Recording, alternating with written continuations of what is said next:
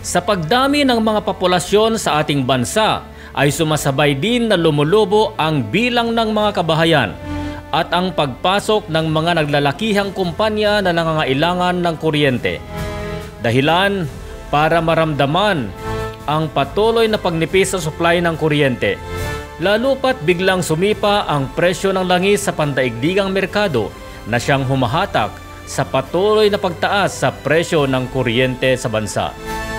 Ang tanging nakikita ng mga eksperto na solusyon sa problemang ito ay ang pagpapatayo ng mga renewable energy at yan ang ating pag-uusapan.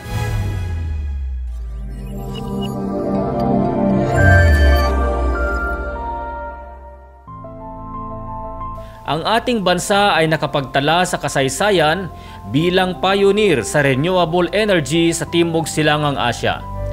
Ang wind farm na unang binuksan sa bansa at kauna-unahan sa Timog Silangang Asya ay matatagpuan sa Bangi, Ilocos Norte. At sa pangalawang pagkakataon ay makakapagtala na muli ang ating bansa, hindi lamang sa Timog Silangang Asya at hindi lamang din sa Asya, kundi sa buong mundo dahil dito ipapatayo ang pinakamalaking solar farm sa kasaysayan ng mundo.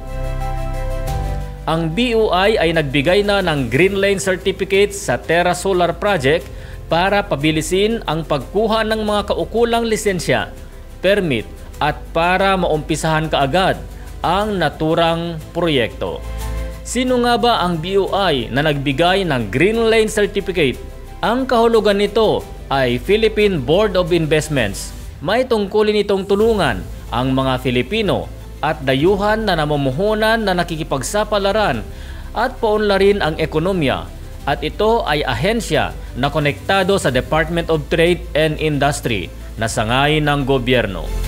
Magkatotoo na nga at magbubunga na ang proyektong ito dahil nakaraang buwan lamang ay isinagawa na ang groundbreaking ceremony. Hudyat na ito sa construction ng proyektong ito.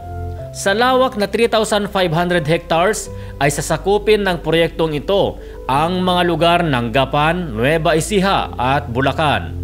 Bubuuin ng 5 million solar photovoltaic panels na makakapag-produce ng 3,500 megawatt peak at may battery storage na may kapasidad na 4,500 megawatt hour. Inaasahan na matatapos sa year 2027 na makakapagbigay ng 10,000 jobs para sa mga Filipino. Susuplayan nito ang 2.4 hanggang 3 milyon na kabahayan sa Luzon.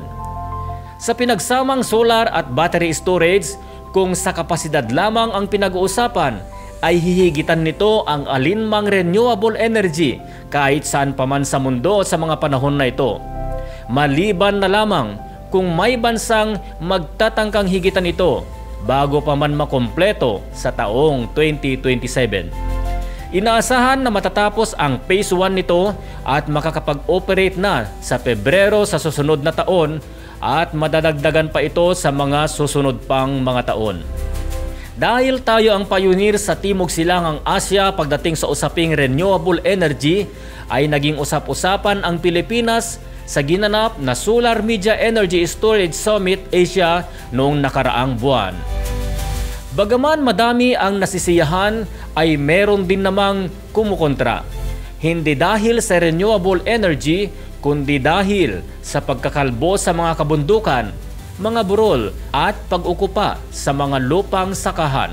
At dagdag pa dito, bakit hindi pag-aralan ang paglalagay sa ibabaw ng mga expressway bilang bubong sa kahabaan ng daanan? Hindi ba't maganda rin ang paglalagay sa mga linya ng tren ng mga solar panel sa itaas o bubungan sa kahabaan ng railways para pababain naman ang singil sa pamasahe sa mga mananakay?